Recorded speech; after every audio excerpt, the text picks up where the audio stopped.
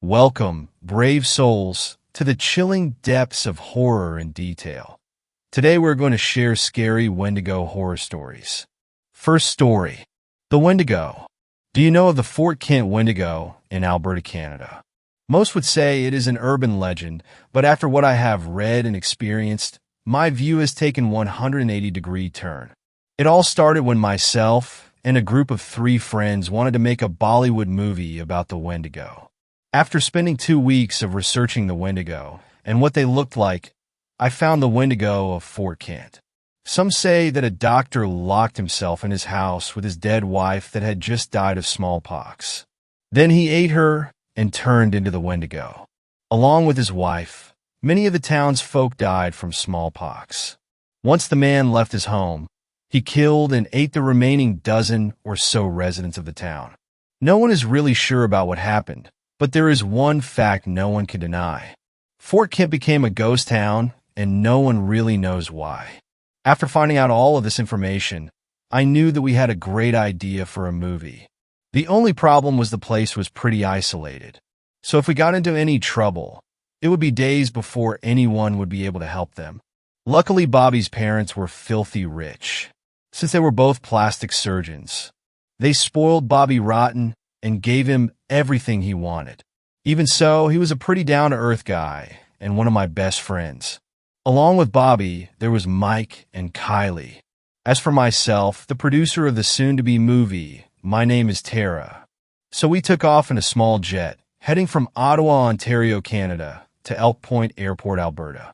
We took a fancy Canon 80D DSLR camera with us to shoot the movie, as well as a portable field mixer, a wireless microphone system, a shotgun microphone and boom pole, wind protection for the mics, a field recorder, and headphones. Along with all of that equipment, we brought camping equipment. When we got to Elk Point Airport, we rented a Hyundai Tucson, loaded it up with all of our equipment, and headed for Bonnyville.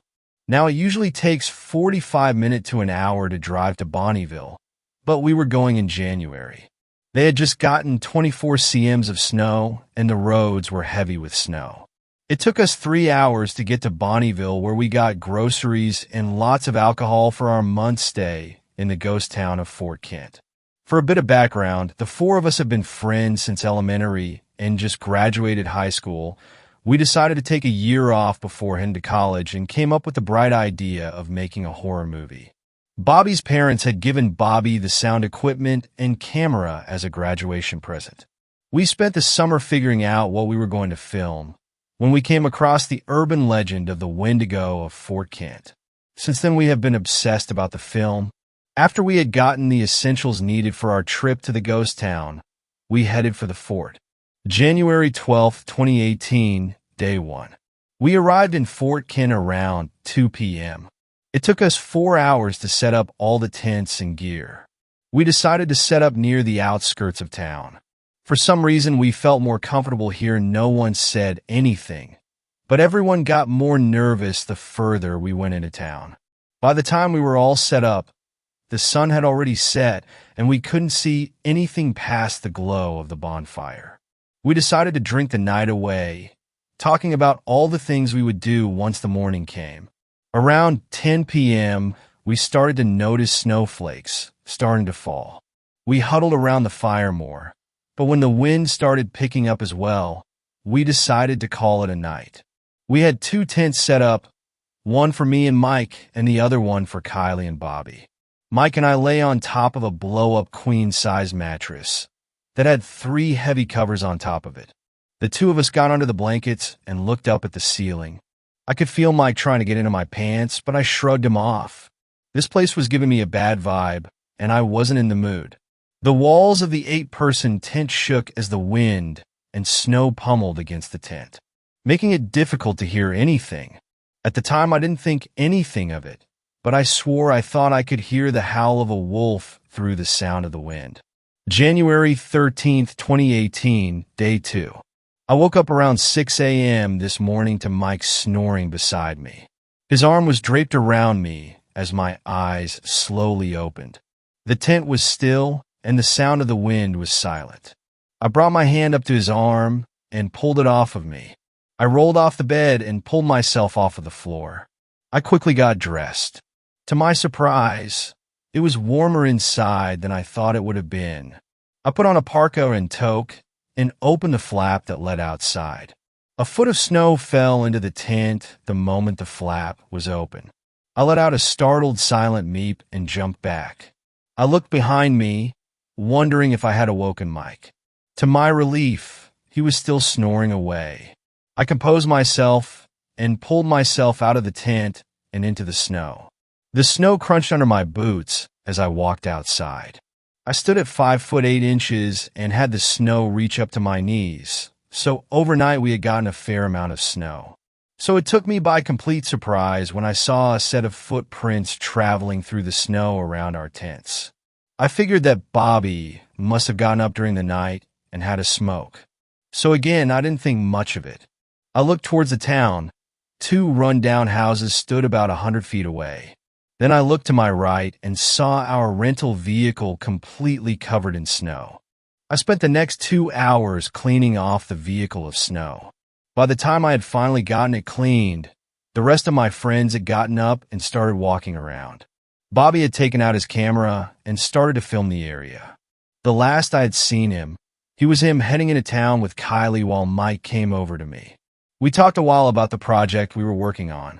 We didn't have any shovels, so getting the SUV out of the area we were in was very difficult. Eventually, after much effort, we got the SUV out and onto the soft snow. The 4-wheel drive made the situation a little better. We both got into the SUV and drove it through the town. We followed the footprints that seemed to go to each house in the town, until finally the footprints went to a house, and there weren't any footprints coming back out. We parked the SUV on the side of the road, got out, and headed to the house the footprints went to.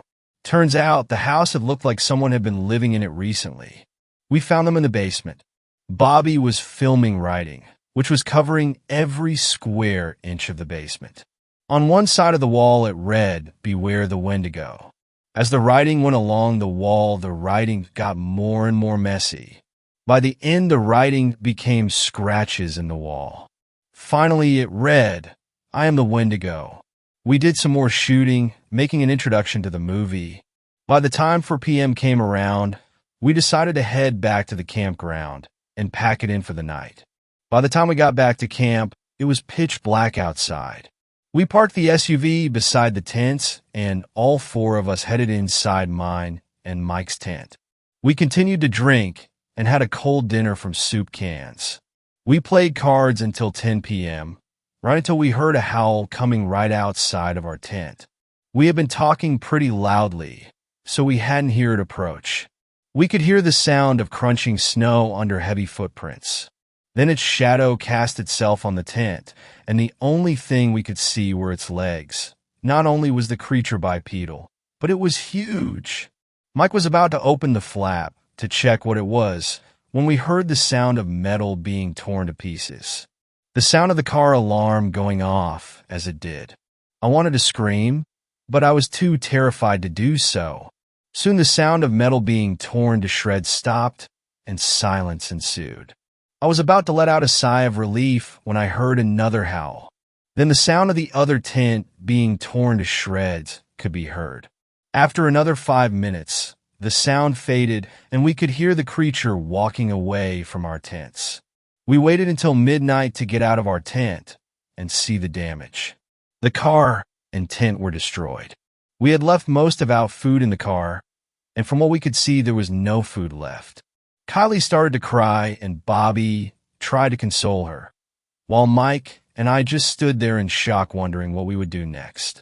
Bobby had brought his camera into our tent, but the sound equipment he had been in his tent and was now destroyed as well. We realized that our project was finished, and we would have to go back to Bonneville in the morning. We didn't get much sleep that night, and this was only the tip of the iceberg.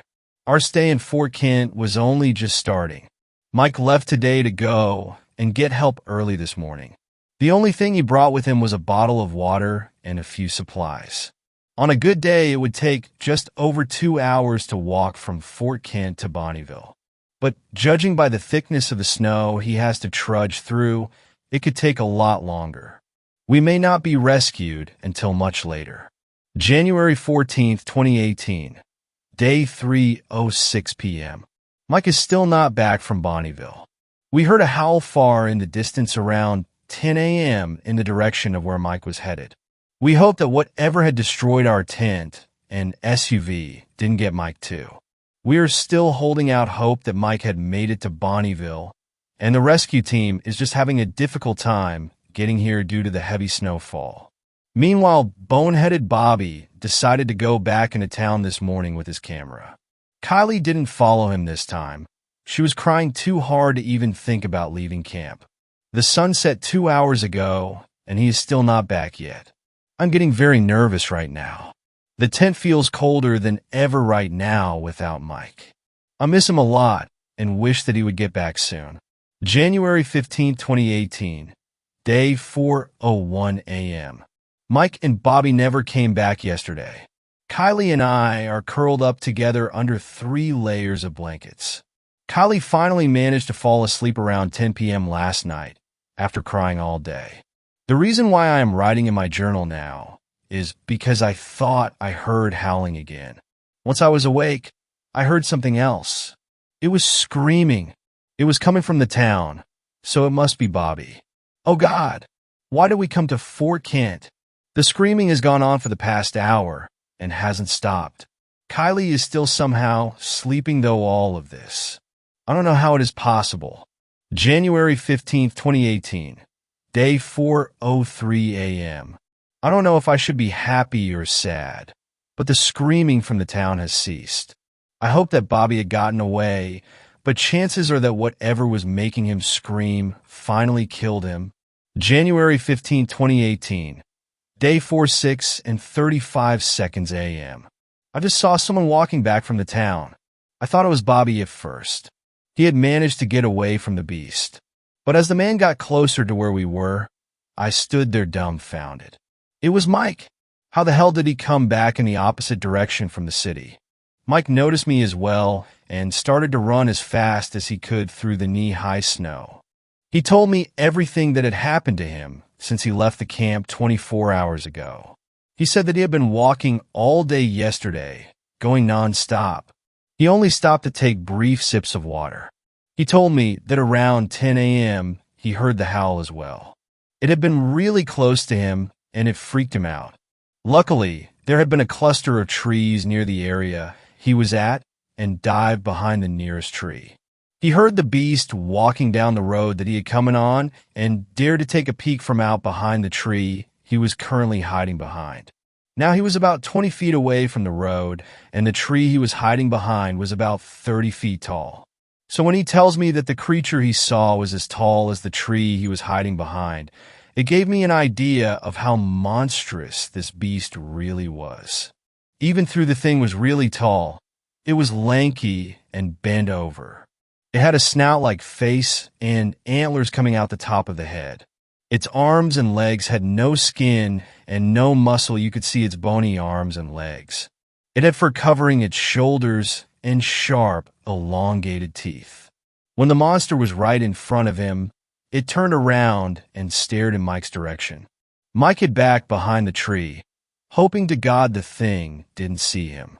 The thing became deathly silent. It didn't make a sound for half an hour. He lay his back against the tree the entire time. He felt like the thing was playing with him. It knew he was there, but for some reason didn't come after him.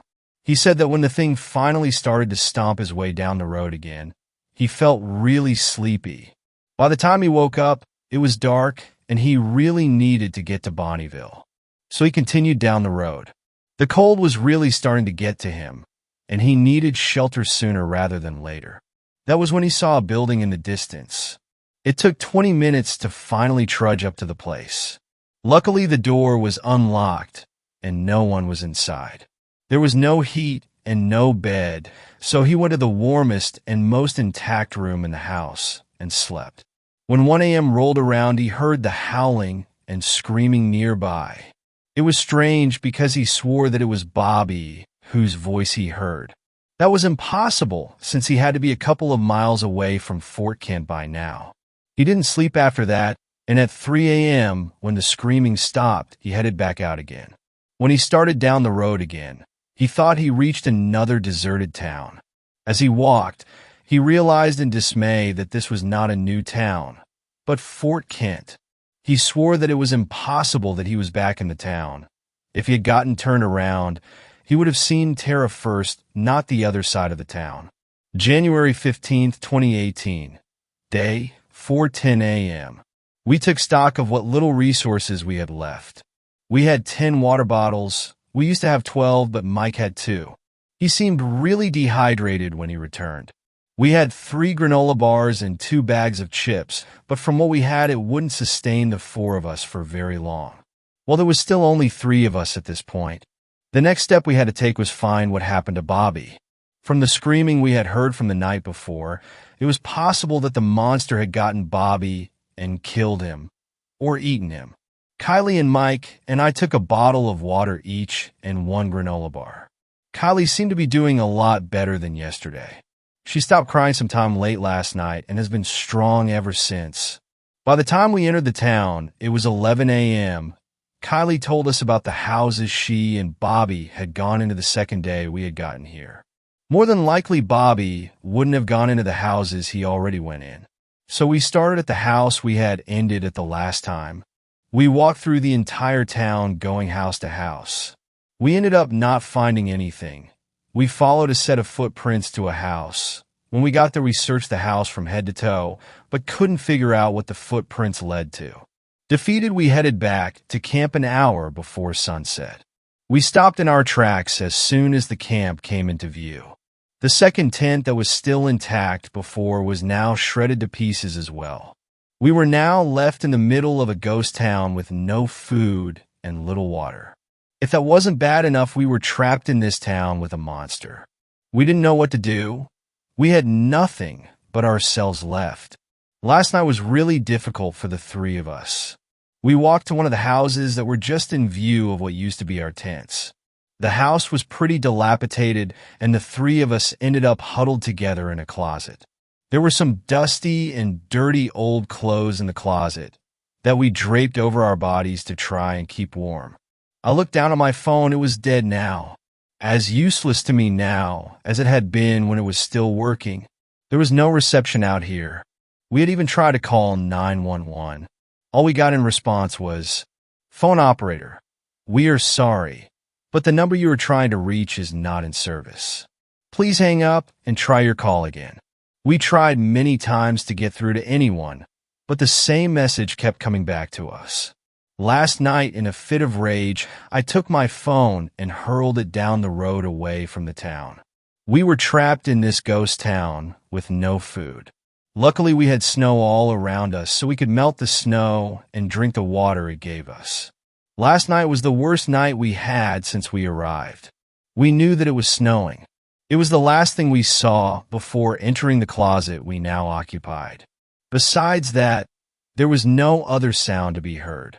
It was deathly, quite like we were the only inhabitants left in this world. There was no screaming, there was no beastly howl, just pure and utter silence. The type where you could hear your heart beating. Neither Mike or I slept at all last night until 6 a.m. Kylie, on the other end, had cried herself to sleep around 9 p.m. last night. When we finally awoke, there was snow on our side of the closet. Mike was already awake, while I heard snoring coming from beside him. I pulled off the dirty clothes that had been covering me and pushed the closet door open. Wisps of snow blew into the closet. The entire top floor had a thin layer of snow covering the ground. I got up and walked to the front of the house, where the wall was completely missing. It looked as if another 20 cms of snow had fallen overnight. All the footprints we had created over the last 5 days were now gone. From what I could see, it would be very difficult to move around the neighborhood now. I heard the crunch of footsteps coming from behind me. I was so paranoid at that point I spun around expecting to see a monster. I let out an audible sigh when I saw it was only Mike.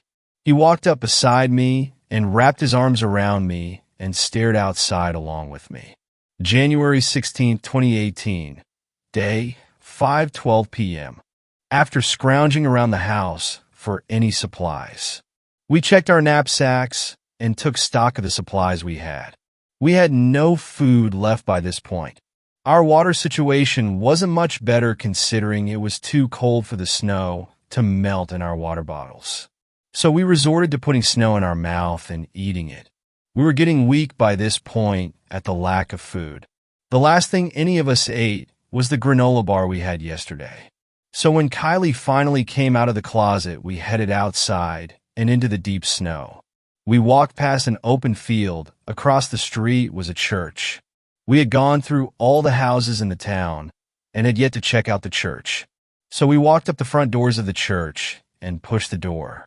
Out of all the buildings in the town, the church was the most intact. The windows were all broken, but wooden boards covered them.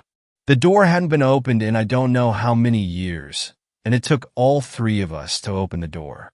After 10 minutes, with the door squealing like a banshee from lack of use, we managed to get the door open halfway. Kylie went in first, followed by Mike. Before I went inside, I thought I heard a sound. I turned around and looked across the street. I thought I saw a shadow moving across the field, but the shadow was indistinguishable. I shook my head and followed the others into the church. I nearly bowled over Mike and Kylie as I walked through the doors. For some reason, they were just a few feet away from the threshold of the door and seemed to be transfixed by something. I pushed my way between the two of them and looked to see what they were looking at. On the altar at the back of the church sat a table. On top of the table sat a feast. There was all types of meats and potatoes and greens. Kylie ran up to the table and took handfuls of meat and started to devour what was on the table. Mike and I, on the other hand, walked up to the table. I found it extremely odd that there would be a feast of this magnitude in a ghost town. I stopped just short of the table, and so did Mike. We both knew that something was definitely off and weren't hungry enough to eat whatever sat on that table. Then I realized what was bothering me. Even though the food on the table looked freshly cooked, there wasn't the sweet aroma of cooked meat in the air. The more I thought about it, the more the meat in front of me changed. Instead of a feast, there was a bloody mess of flesh and blood. I saw blood dripping from the crucifix that Jesus hung on, and my eyes slowly rose, until my eyes finally rested upon where Jesus' face would be. Only it wasn't Jesus. It was Bobby. I fell to my knees and yelled for Kylie to stop. I told her that she was eating Bobby. She turned around and looked at me confused. All I could do was point at the head of Bobby, which now sat atop of Jesus' head. This seemed to break her out of her trance. She looked down at her hands and body and let out a shrill scream as she realized that she was covered in blood and gore. Mike ran over to her and lifted her up. I walked over to her as well. Mike and I carried Kylie to the entrance of the church. We both looked at each other, giving each other a knowing glance over Kylie's head.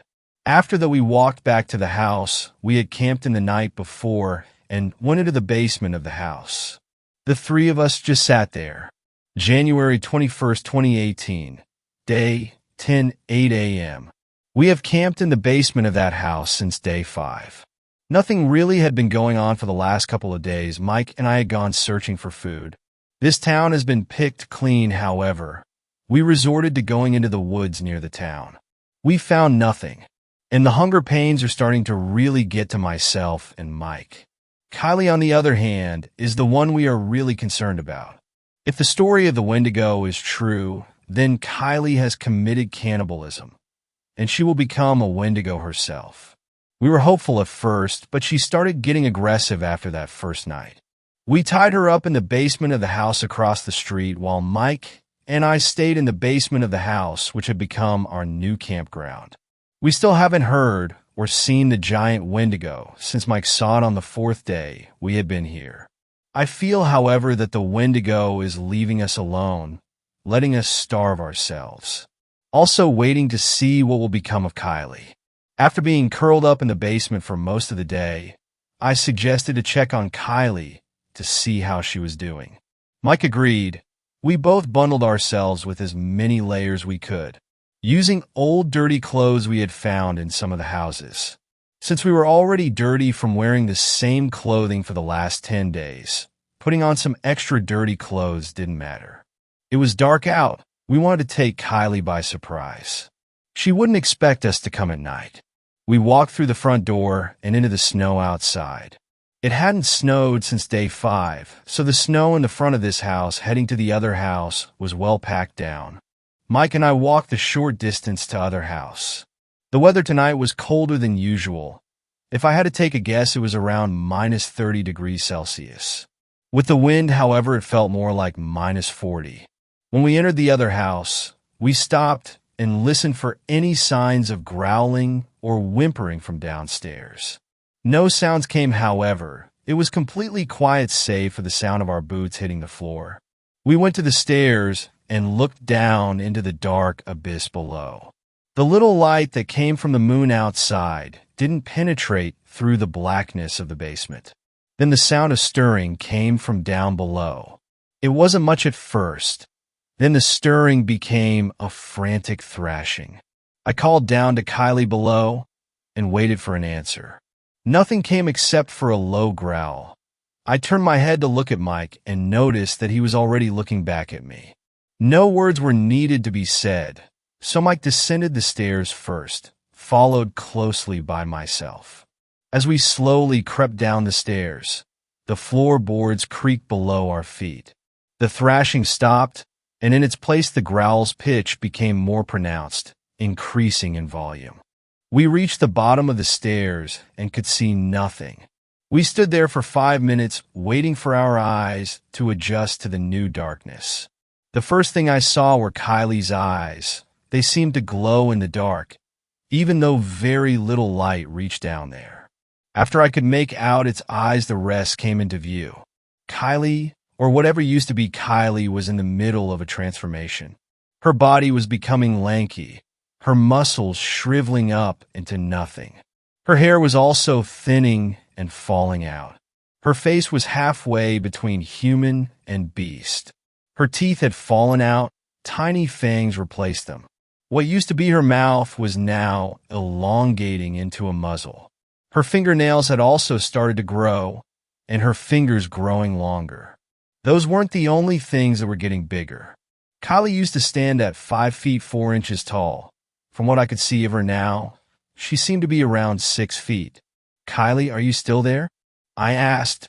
I saw her head tilt to the side, as if taking my words into consideration. Instead, she renewed her thrashing.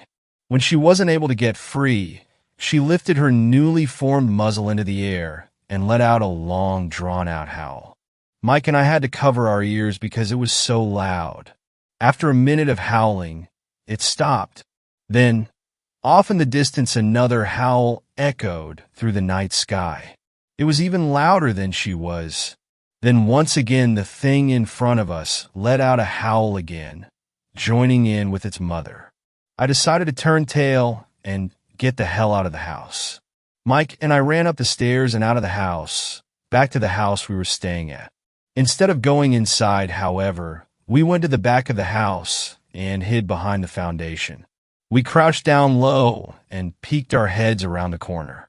Heavy footfalls of a large beast were coming down the street. It stopped at the house we had just been in and the one where our friend now resided in. The monstrosity brought his fist against the wall of the other house with enough force to demolish the entire front of the building. It then reached down and searched for something inside. We could see it stop moving, then move its arm back out of the hole. In its hand was the figure of our friend, cradled in its hand. The monster lifted her to its shoulder and placed Kylie there. The thing was cradling Kylie like a mother would cradle a baby. Once the Wendigo was satisfied, it turned around and faced in our direction, looking straight at us. Before we went back and hid behind the foundation once again, I could have sworn I saw a smile on its muzzle. We heard the giant start walking back in the direction it came from, its footfalls getting quieter and quieter as it did. I decided I had enough of the bullshit and got up and ran to the front of the house and after it. Mike protested and asked me what the hell I was doing, but I ignored him. The thing was pretty far at this point, but the thing was so tall that it was hard to miss it. When I got to a distance that I thought would be safe enough to follow it, I stopped behind a house every so often until it reached the other side of town and where the trees were, where we had looked for food a couple of days ago. The thing went between the trees, and I lost sight of it. By this point, I heard Mike come up from behind me. I told him what I had seen. He looked at me, then looked at the woods. January 22nd, 2018, day 11:12 a.m. I wanted to go in there right then and there, but Mike put a hand on my shoulder and told me it was too dark to be wandering around in the trees. Who knew? We may get lost in there, and then we would freeze to death. I looked at him and then back at the trees. As much as I wanted answers, I knew he was right. We had no idea what we were getting ourselves into if we had just ran into the forest. Hesitantly, we turned around and headed back to our camping ground. When we got to the house we were staying in, I stopped and looked at the house where Kylie used to be. There was nothing but rubble left of the front of it. You could see right to the back of the house at this point. Mike and I stared at it for a minute before heading back into the basement we had been sleeping in. Just as we did, snowflakes started to fall once again, and so did the wind. January 22nd, 2018, day 11:08 a.m. We woke up this morning to quietness once again. Mike and I got ready for our excursion into the trees. When we got upstairs, we saw another few dozen centimeters of snow covering the ground. We groaned at the thought of having to travel through so much snow. We contemplated on waiting a few extra days to let some of the snow melt before attempting to follow the Wendigo, but Mike and I were getting weaker and weaker as the days went by. If we didn't do this now, there may not be another chance. I'm leaving this journal in this house, just in case we die searching for the Wendigo. I really hope I'll make it back alive. This will be my last entry into the journal. A lot of stuff has happened in the last 20 days since I last wrote in here. As I write this, my hand shakes and my thoughts start becoming clouded. I am in a dank, dark cave. I can barely see anything, and it has taken my eyes a while to adjust enough for myself to write this down. In the corner across from me lies Mike. He is facing away from me and not moving a muscle. Ugh, I am getting ahead of myself. Let me go back to where I left off 20 days ago. January 22nd, 2018, day 11:09 a.m. Mike and I waded through waist-high snow. Everything below our waists, no matter how hard we tried to keep our bodies covered, were now wet. It took us an hour to get to the edge of the town and to the trees. We stood at the edge, looking through them, second-guessing ourselves whether or not this was a good idea. Mike carried an axe that he had found in one of the houses, while I carried a sharpened pole. They probably wouldn't do much in terms of protecting us against the beasts, but it was more for a moral booster knowing that we had some protection against the Wendigos. I was the first one to step forward and make my way into the trees beyond. I heard Mike follow close behind me, close enough that I could feel his breath against my neck. Little did I know, but this would be the last time I would see Fort Kent. As we got further into the trees, the amount of snow reduced, making it easier for us to travel. We didn't really know where we were going, but there was a sort of trail leading through the trees. A lot of them were bowed away from the trail, and others were broken in half, done by something big. So we followed the trail until we saw the end of the tree line. When we got there, we stopped, and our mouths opened in awe. On the other side of the tree was a graveyard, with hundreds of tombstones. More than a normal town of this size should have. I figured it was because the entire town had died from smallpox all those years ago. This time Mike was the first one to take the lead. I followed close behind him. We slowly made our way through the tombstones. Mike, I realized, was heading towards a large building at the other edge of the cemetery. By the time we reached the building, the two of us were huffing and puffing from traveling through the heavy snow. After taking a short break, I started to make my way around the building looking for an entrance. I turned the corner to the back of the building and looked at a large hole in the side of a wall. I walked up to the entrance of the hole and peered inside. I just looked and didn't say anything. Mike did the same thing. Inside the building was a giant staircase leading to the depths below. I could feel my heart pounding in my chest now as fear started to course through my veins. My grip on the pole I was holding became so tight that my knuckles started to turn white. Mike and I looked at each other. I asked what we should do. He told me we should go down the stairs and see what was down there. I took a deep breath and took a step, then froze. Coming down from the hole bellowed a monstrous roar. Once the roar stopped, I heard howling. Not just from one Wendigo, but from at least a dozen or so voices. Sweat was now running down my brow as I listened to the howling of beasts. Then, all at once, the howling ceased. I waited a minute to see if they would continue again, but they didn't. I felt a hand touch my back, and I nearly jumped out of my skin. I turned my head and saw it was Mike behind me. He brought his mouth down to mine, and we kissed. This brought renewed strength into my withering muscles. I held my hand out to Mike's and took his hand into mine. Together we walked forward down the steps and into the darkness below. Little did we know, after we would descend those steps, it would be the last time we saw the outside. At the bottom of the stairs, there was a shrine on the left wall, with candles burning everlasting. A pentagram hung above the shrine and on the floor as well. This wasn't what caught our attention. The far wall and most of the right wall was completely gone. Beyond lay a cavernous tunnel that descended into the depths of hell beyond. We hesitated, once again unsure of ourselves. I turned around, deciding I could not go through with this, when I let out a yelp of surprise. At the top of the steps stood another Wendigo. I flailed my hand, trying to grab Mike's shirt without looking away from the monster. I finally found purchase and grabbed a part of his shirt and tugged hard. He looked at me and turned around to see what had my attention. He froze once he saw the fully formed, 7-foot-tall Wendigo staring down at us. Before we could run, the Wendigo went down on all fours and leaped at me. Instinctively, I fell backwards. I still had the pole in my hand, so when I fell, the pointed end stayed pointed in the air. When the beast fell down, it impaled itself on the pole. The pole went through the entirety of the beast, finally resting on top of me. I thought that it was dead, then heard the thing howl out in pain and agony for a moment. It finally stopped howling, signaling its death. With the help of Mike, we pushed the Wendigo off of me. I grabbed his hand, and he helped pull me up onto my feet. That was when we heard more howling, coming from up the stairs.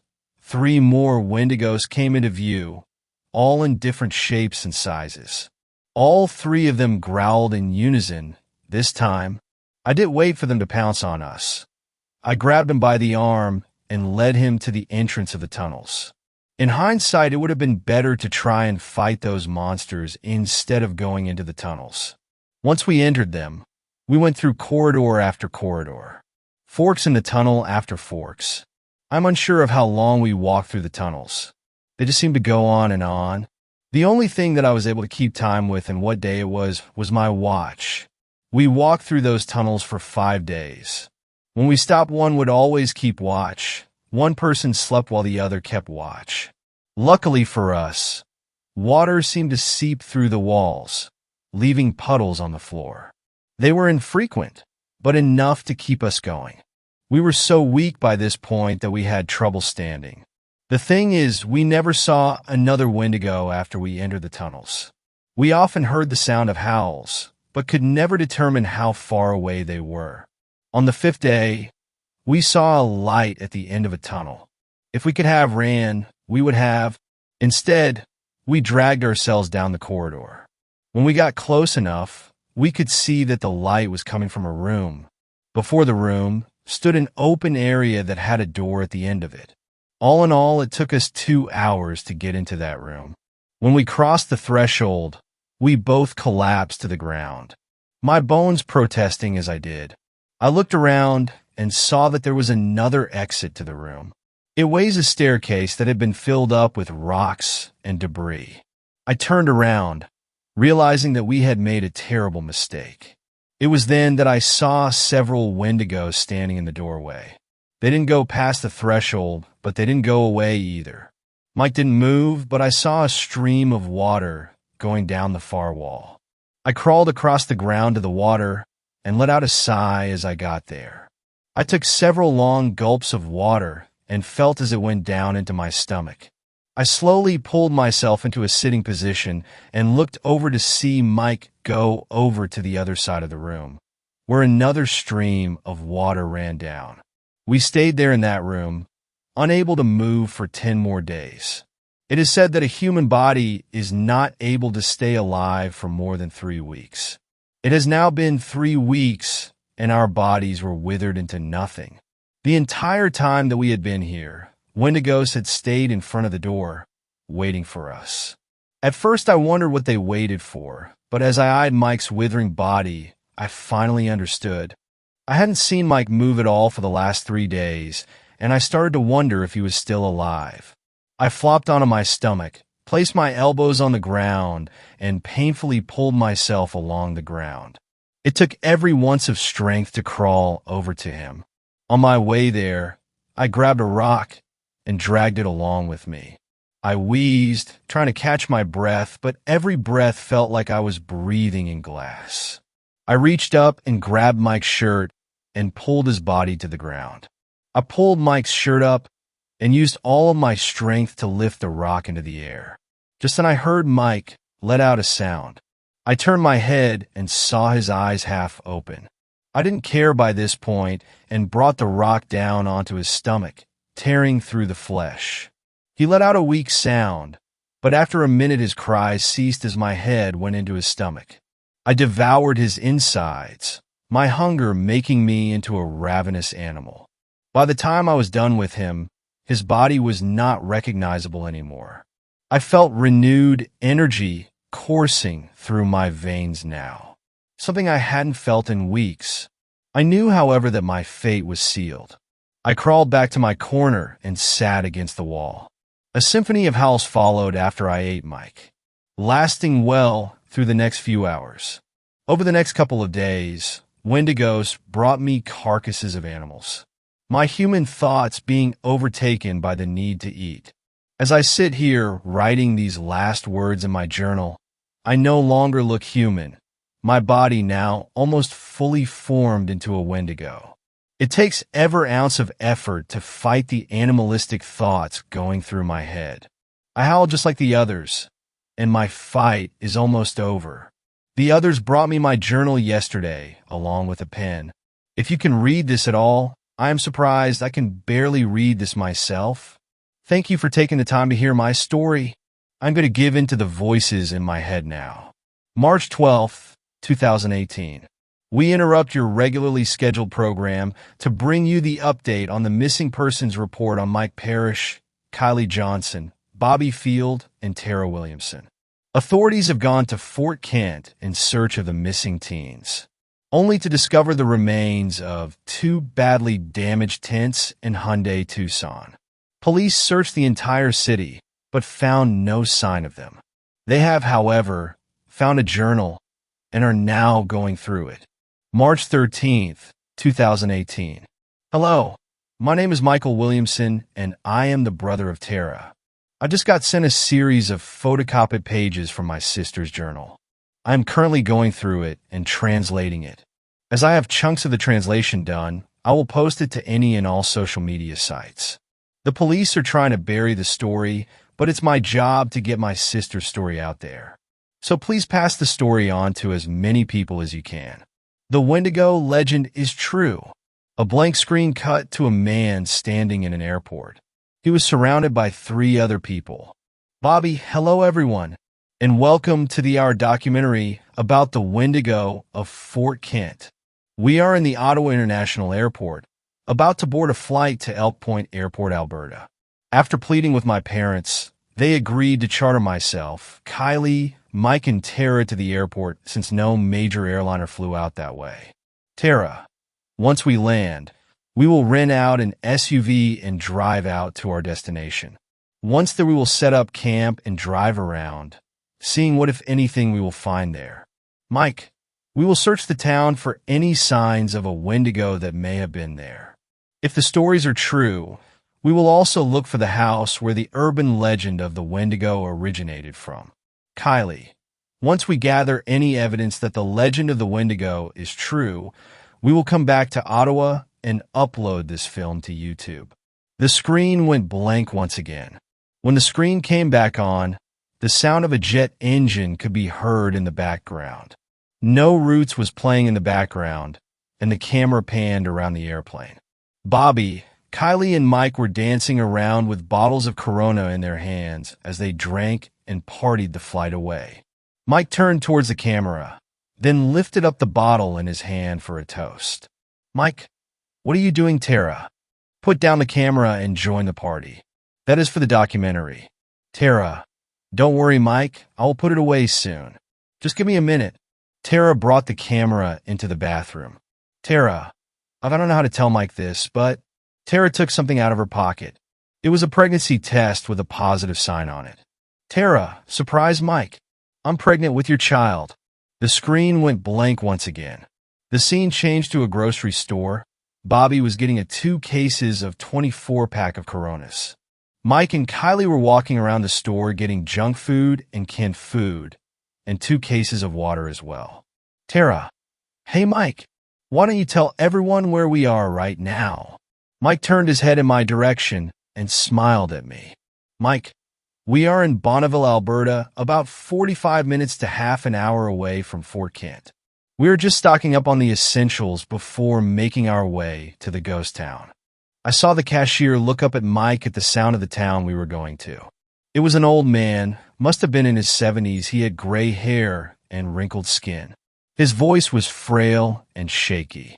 Cashier, you folks are going to Fort Kent? You folks are crazy. No one has gone up in years. The last group to go up there never came back. Bobby, we know the story. It is part of the reason we are here. We are searching for the Wendigo. The old man said something that creeped the shit out of all of us. Cashier, you won't find the Wendigo. When the Wendigo wants to be seen, then the Wendigo will find you. After that, no more words were exchanged between us and the cashier. The screen went blank. January 12th, 2018, day 1. It was dark outside. Bobby had the camera this time and showed a party in full swing. Bobby, say hi to the camera, everyone. Tara, Kylie, and Mike all turned to the camera and waved. All 3 of them said, "Hello, world." Bobby, so we just arrived in Fort Kent a couple of hours ago and spent most of the day getting everything set up. As you can see, we are celebrating the start of our movie. Tomorrow you will get a grand tour of the city and the search will begin. For now, we have the night to drink the night away. The screen went blank. It cut to footfalls crunching in the snow. The camera panned right, and Kylie came into the picture. Kylie started to talk as Bobby and Kylie entered the first house. Kylie, so right now we are going from house to house, looking for any signs of recent occupancy. To give a little background on the story of the Wendigo of Fort Kent, it is said that a doctor's wife took ill with smallpox. The doctor locked himself and his wife inside of their house and disappeared for 3 days. Kylie and Bobby took one step into the first house and took a quick look around. Everything was covered in a heavy layer of dust, and everything seemed not to have been touched in a very long time. The 2 of them only spent 5 minutes in there before walking down the street to another house. Kylie, by the time the doctor's wife had gotten sick, most of the people in the town had died from smallpox.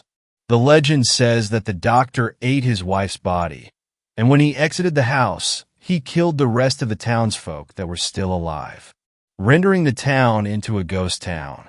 Kylie and Bobby walked into a few more houses, but found much of the same thing that they found in the first house.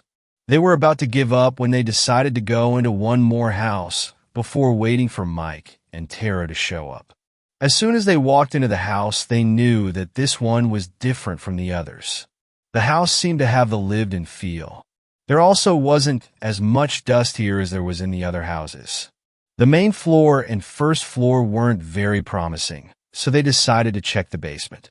The camera shook a little as they descended the stairs. Kylie let out an audible gasp as there was the writing covering the walls. Bobby just panned the camera from one end of the room to the other, making sure that he didn't miss anything.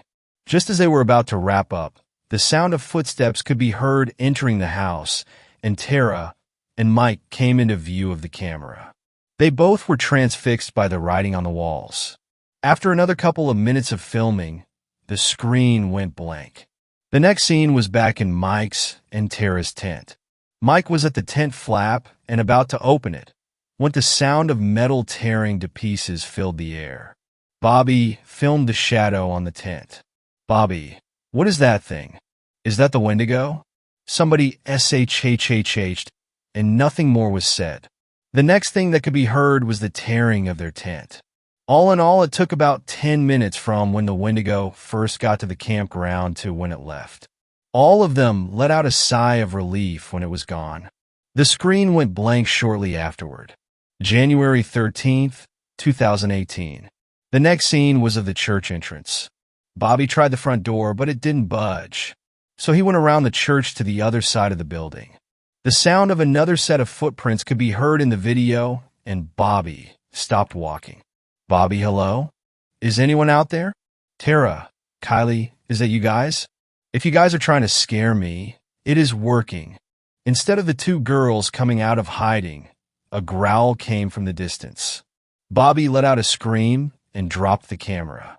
He ran along the side of the building in view of the camera, when a dark, lanky shape entered the picture and jumped onto Bobby's back. Bobby let out a cry as the thing grabbed him in its jaws and started to drag Bobby away. The camera kept rolling, the battery lasting an impressive amount of time. Just as the battery sign started to flash of the bottom of the screen, the sound of screaming echoed through the night. The screaming came from the other side of the wall from the church. The camera kept rolling for another 10 minutes, recording the screaming before the battery finally died. The screen became static-y, and that was the end of the film. March 12th, 2018. I have just finished going through the video footage that I had just received via email. It was from the same anonymous person that sent me the photocopied journal pages. Everything that Tara had written in her journal coincided with what I had seen in the film. Just like the journal, this tape was going to be buried and hopefully never found by the public. Luckily for us, someone on the police force had the right sense to let this information be known. Second story. I think I encountered a Wendigo. My wife and I have been running the rat race for years, with a family, a house in the city, 2 dogs, a cat, the stereotypical American dream. But the city took its toll, the neighborhood got worse, the crime rose, and we found ourselves looking for a way out. Our opportunity came when I was offered a new job out of state. It was a great career move, but we didn't want to move to a new city just to have the same problems again.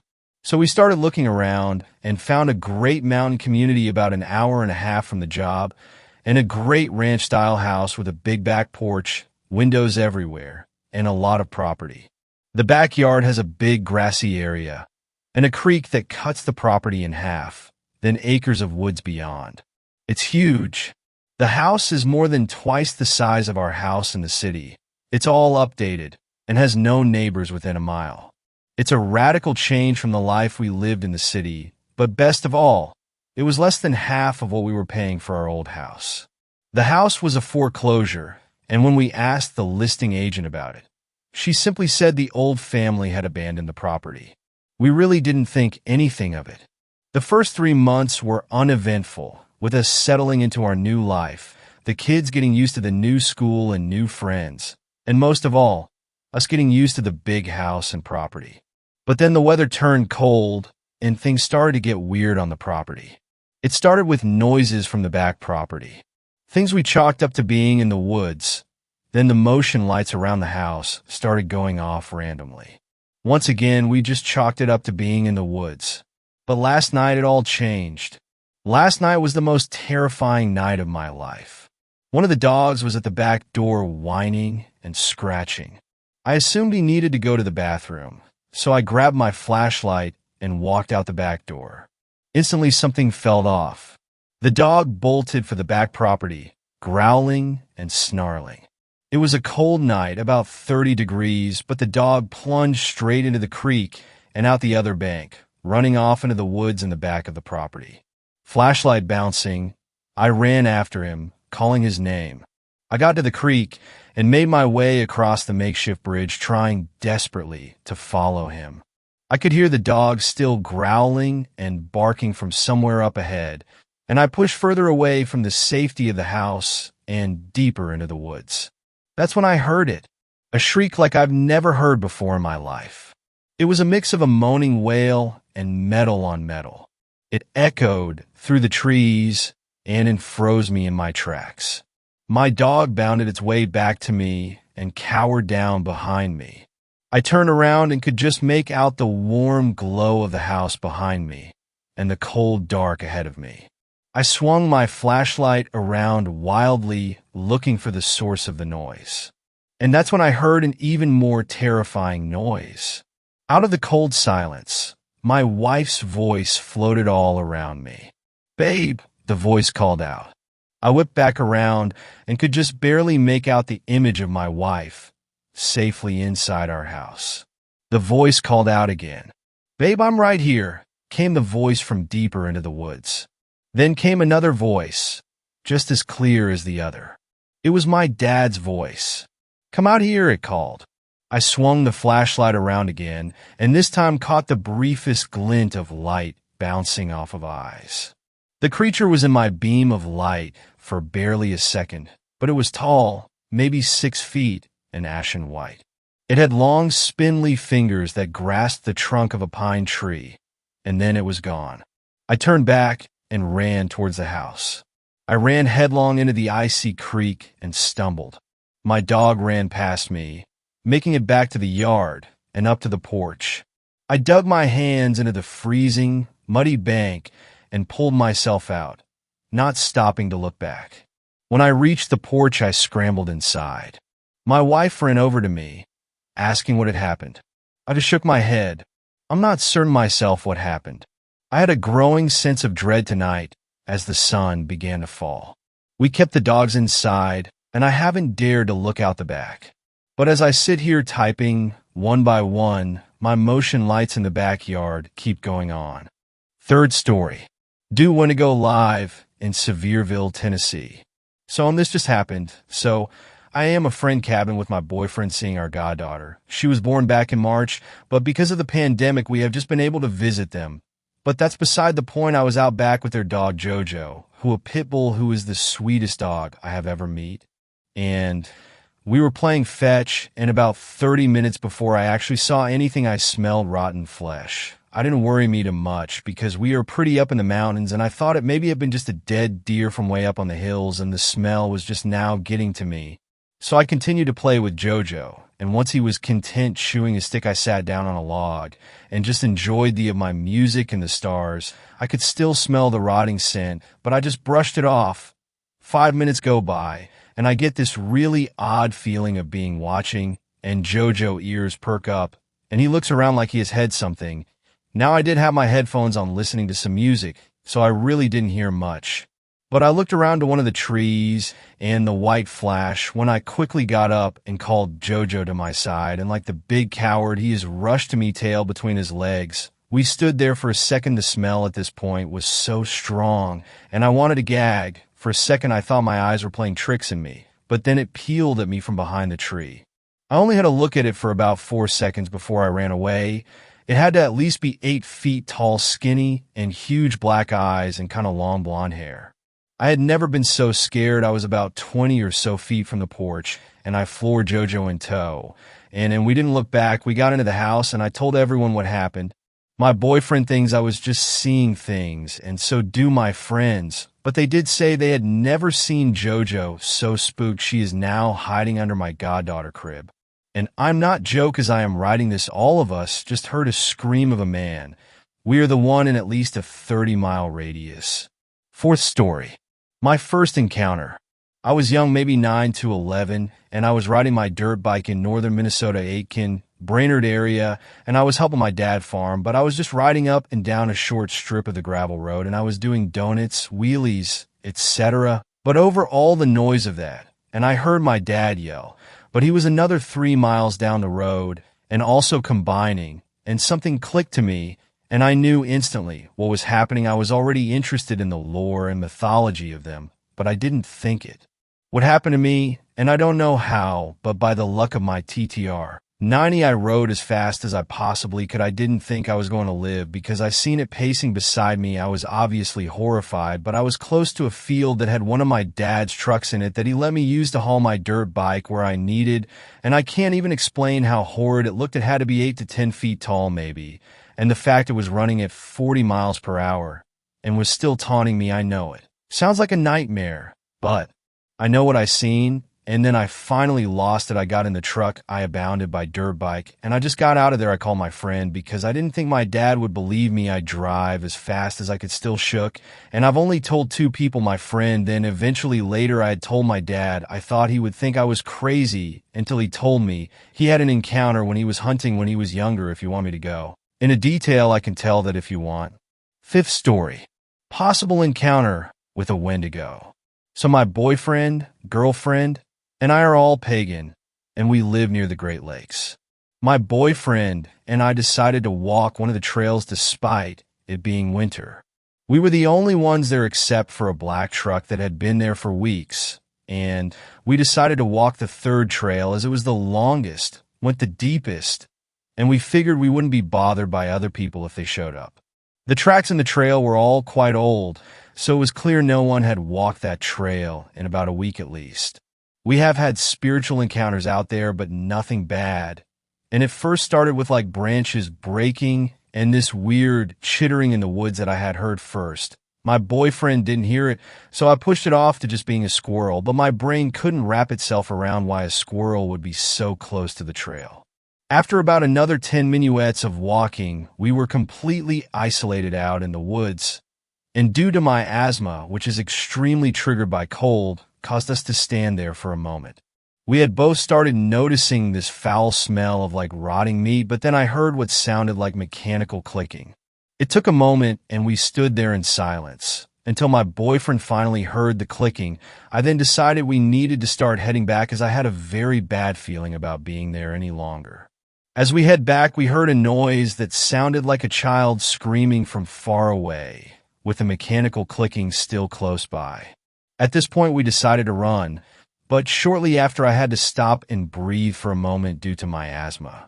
We continued to hear the scream, and even though my sides and chest hurt, we continued walking until we got to the car.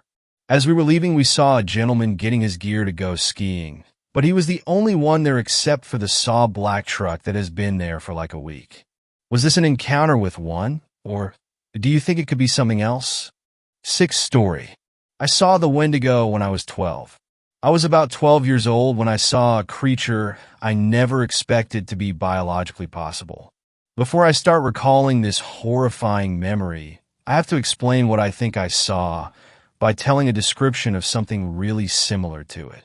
The Wendigo is a creature from Native American folklore, usually resembling either a human with pointed teeth and dried blood covering its body, or a humanoid animal-like spirit with a deer skull-like head. It feeds on humans due to it being a cannibal spirit.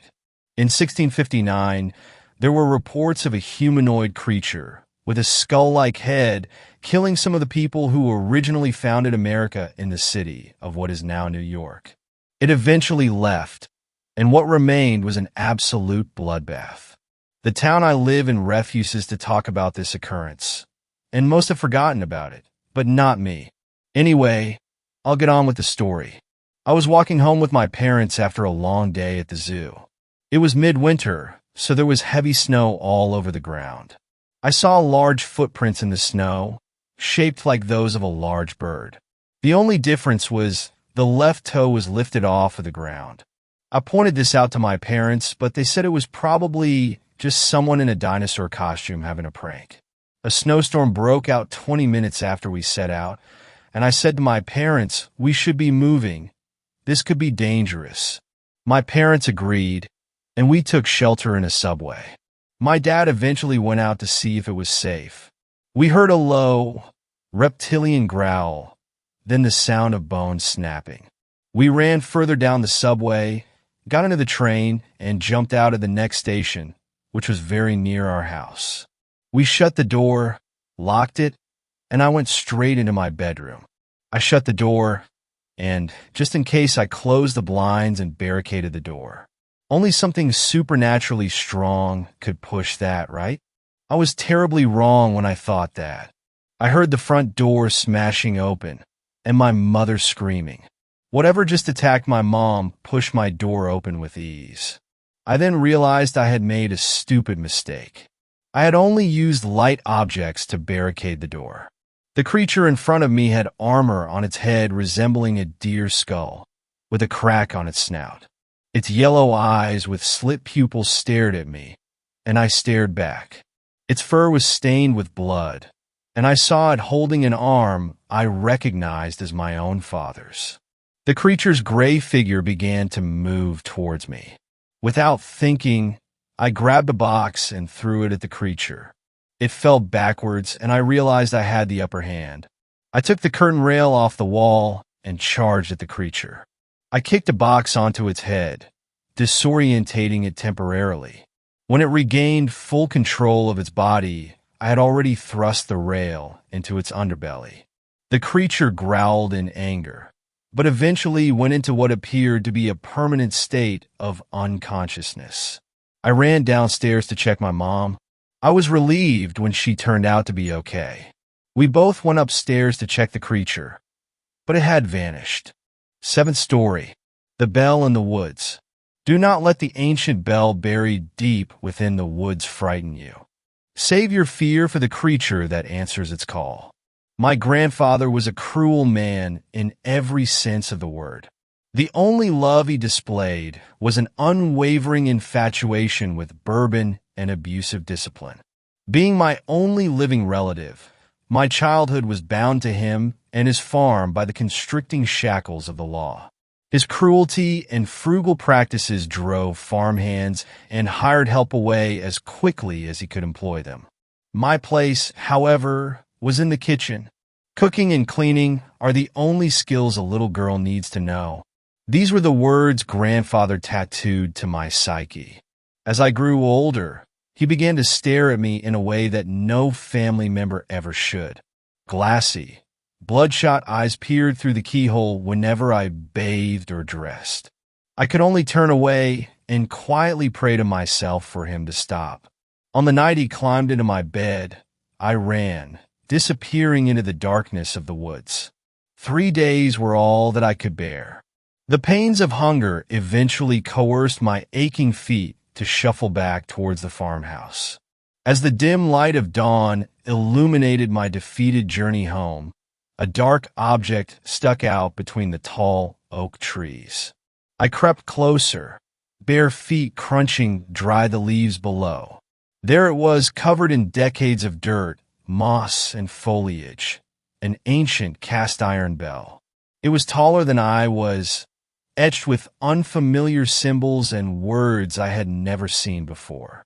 Without hesitation, as if against my own will, I grabbed the bell's rusty wheel and pulled.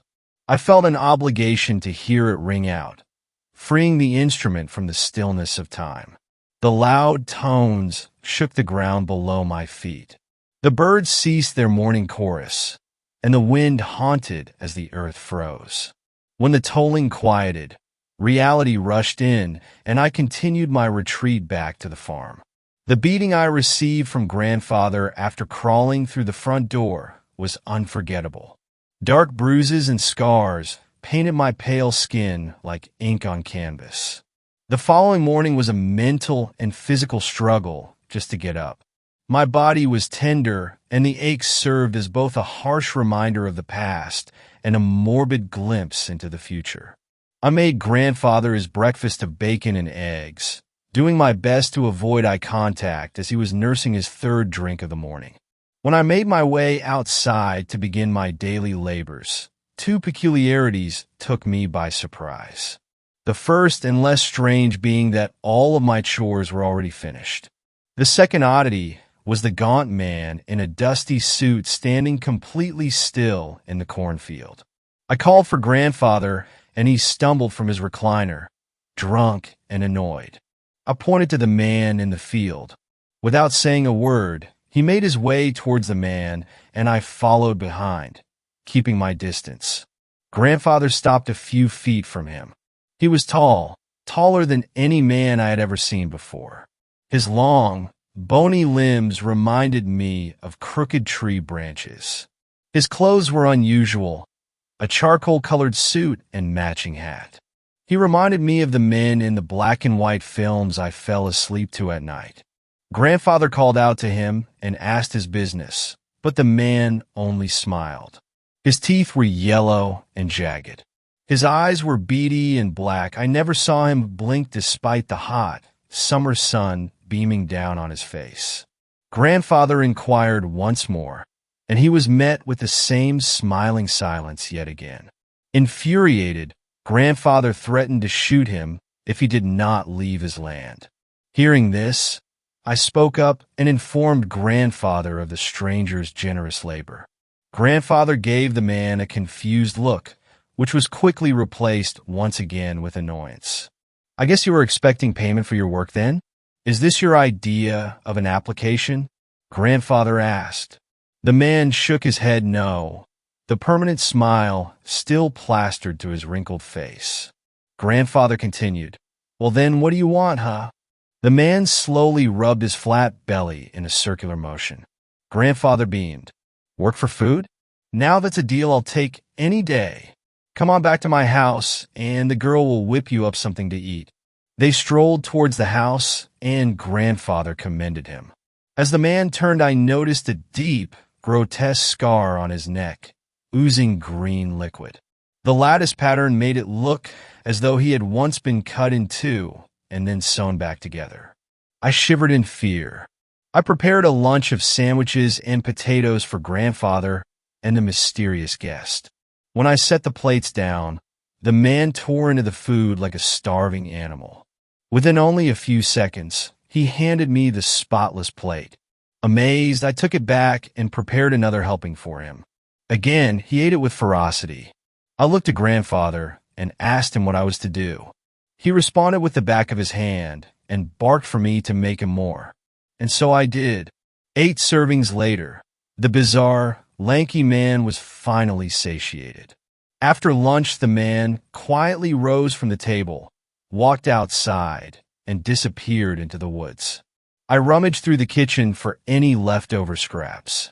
The next morning, the man completed the chores before I awoke, and again, I made him a meal of tremendous proportions.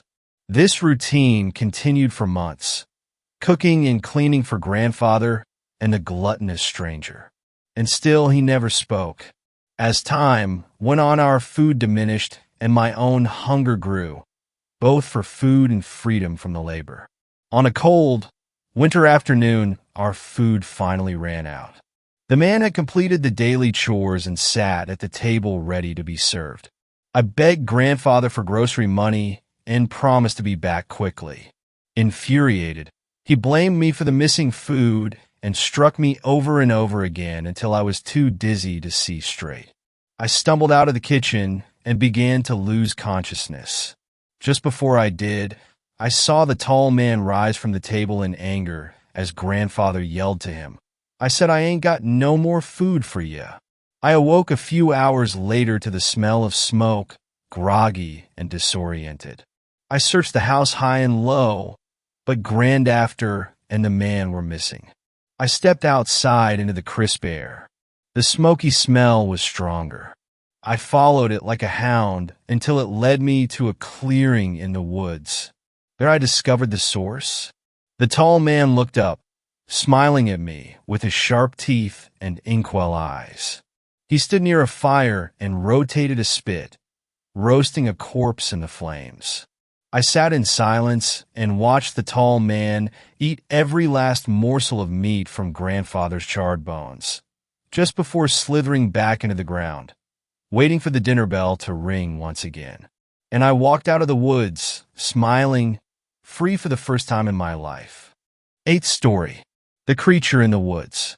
The leaves crunched as I walked along the vast, beautiful forest. The blinding sun shined ever so brightly in the sky, setting ever so slowly over the horizon.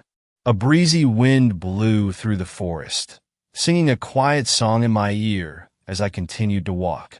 I could hear the sound of animals scurrying through the forest, giving life to the terrain that Mother Nature ever so graciously built.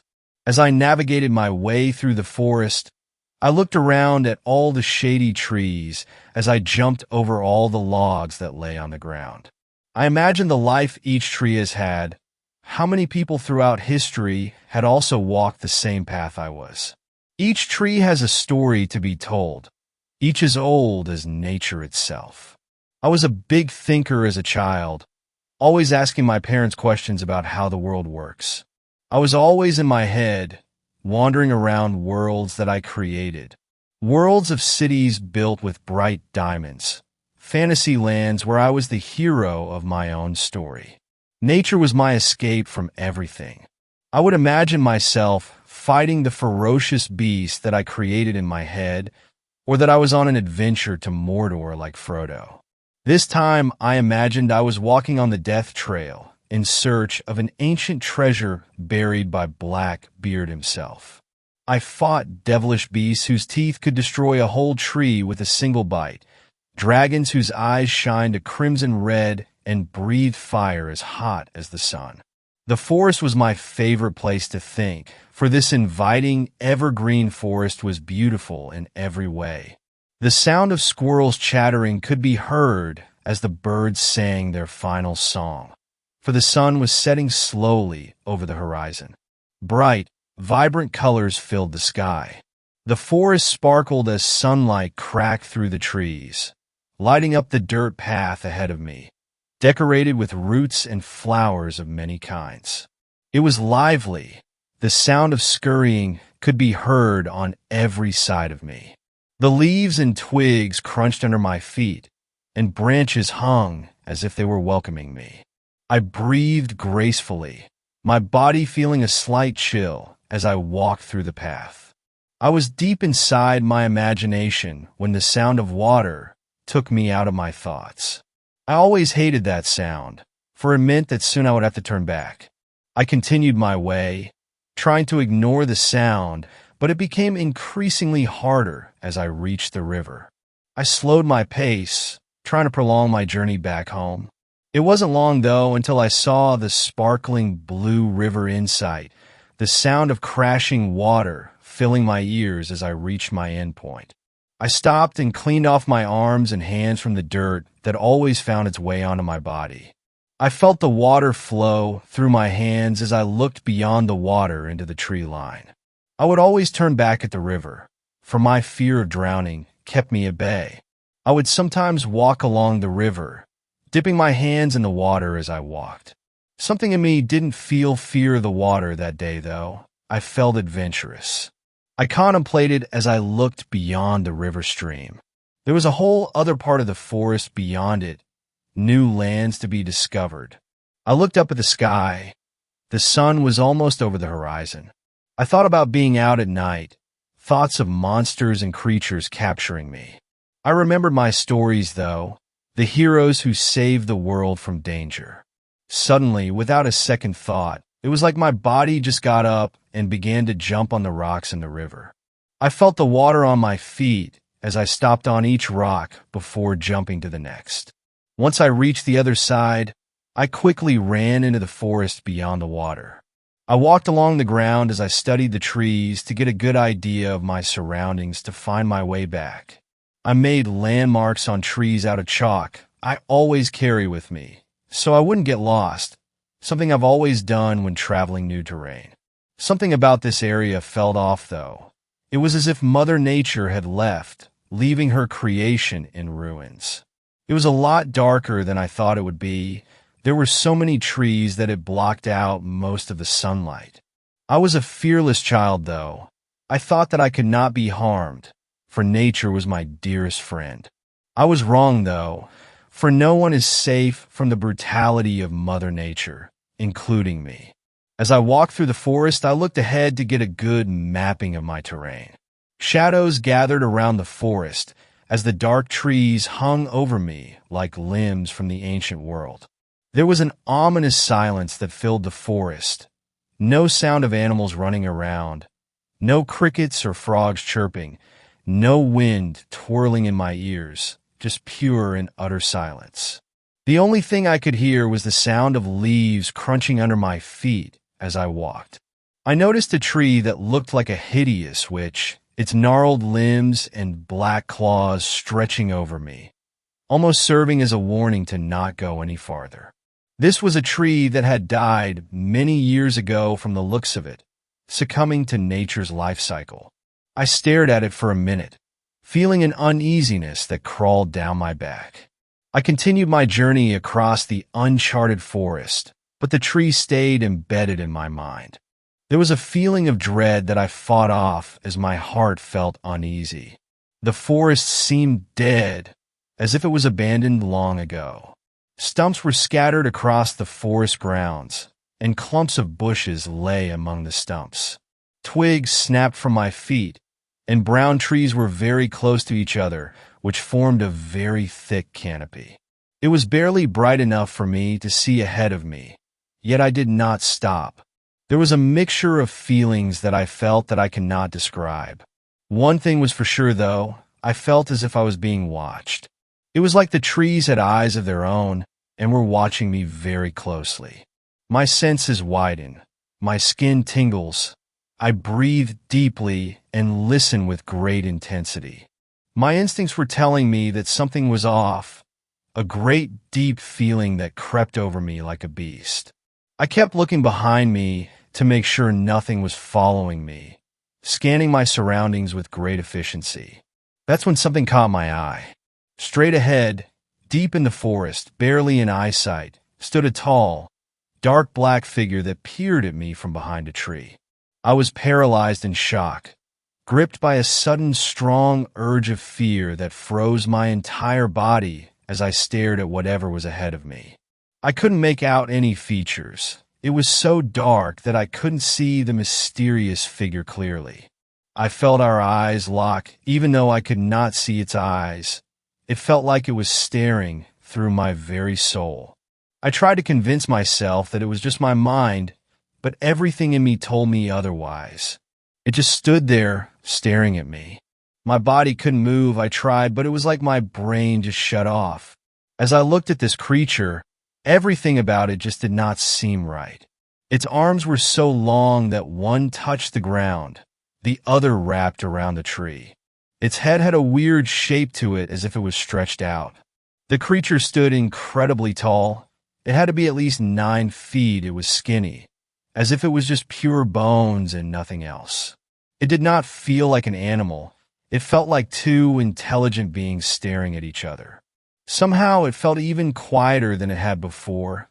Silence crept down my whole body, paralyzing me. Everyone has a fight or flight, but in some instances when a human reaches a new level of fear they never felt before, they freeze. You try to move, but it's like you are being gripped by an invincible force. Every instinct in you tells you to run, yet you can't. Even though I've fought many monsters and beasts in my head, when faced with a real danger, I did not fight. All I felt was fear of the unknown certainty of death. A cold chill filled the air. Even with no wind, it got colder. My body violently shook, legs trembling with pure dread and fear. I felt the thing looking me up and down, as if it was studying me.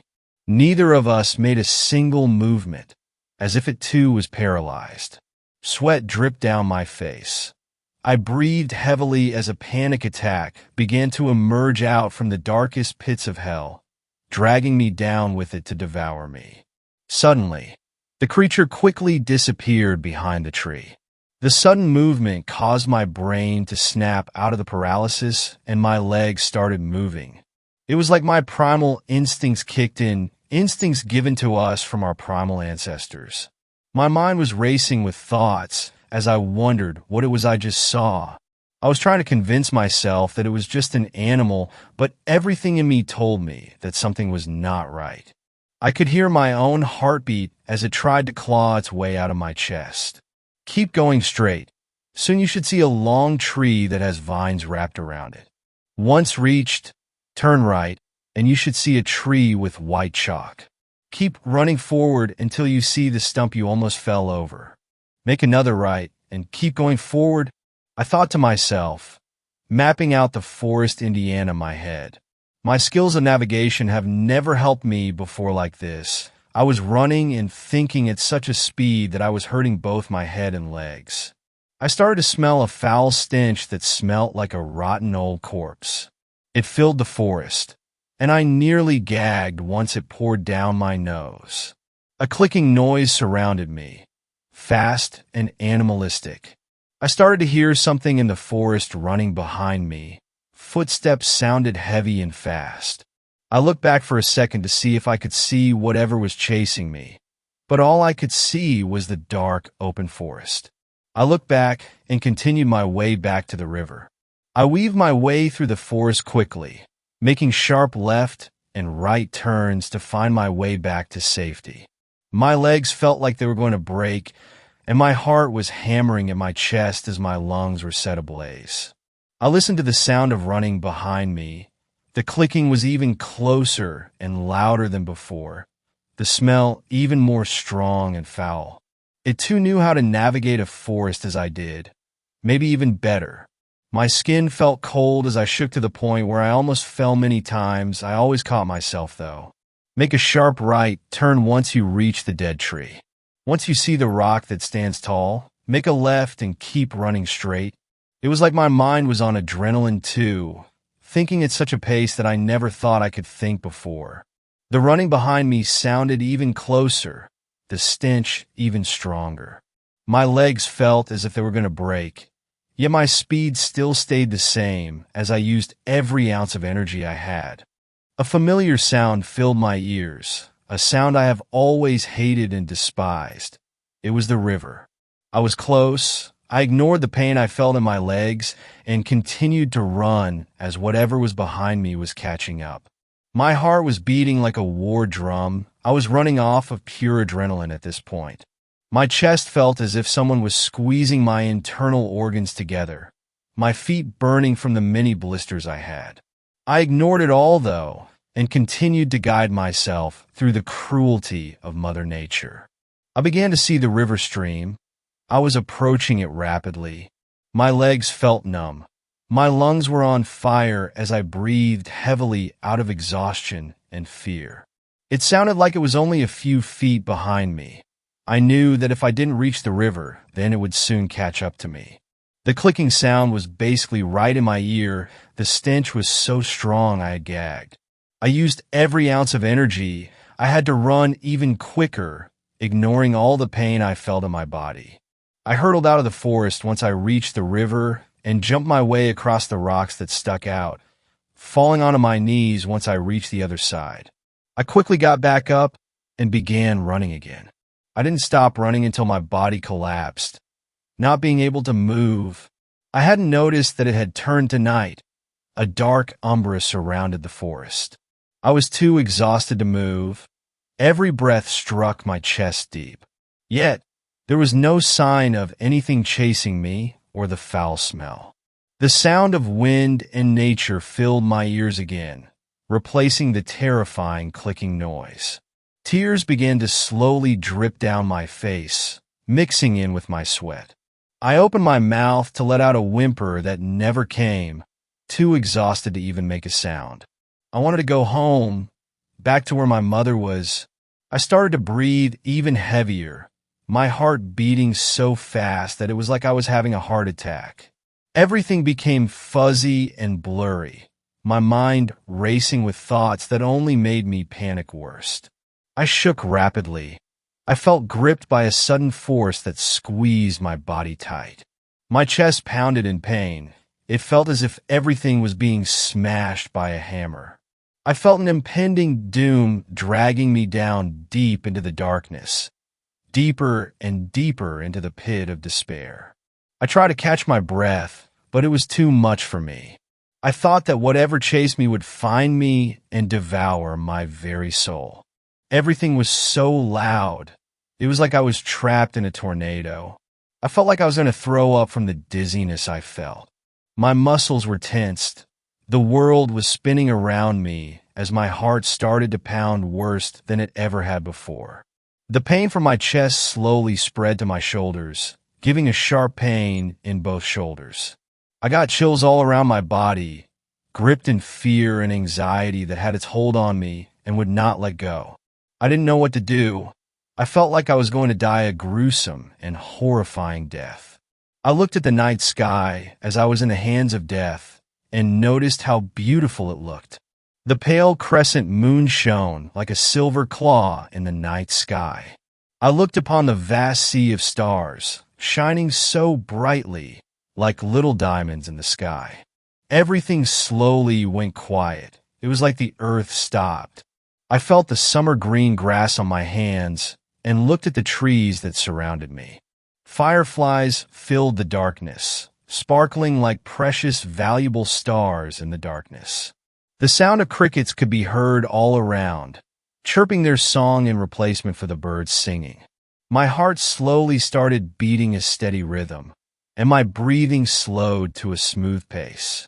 I breathed in to smell the woodsy fragrance, letting go of all my worries. It was as if Mother Nature cradled me in her arms and reassured me that everything will be all right. I felt a moment of tranquility, my mind silenced. I lay on the earth, admiring the beauty of the world around me. I slowly stood myself up, ignoring the pain I felt in my legs and chest. I welcomed back the blossoming, fragrant forest as I walked slowly through Mother Nature's creation. I began my walk home, admiring every inch of nature that surrounded me. I always imagined beautiful lands in my head, landscapes of fantasy filled with bright colors. I never realized that I was already in a dazzling world filled with many mysteries to be discovered.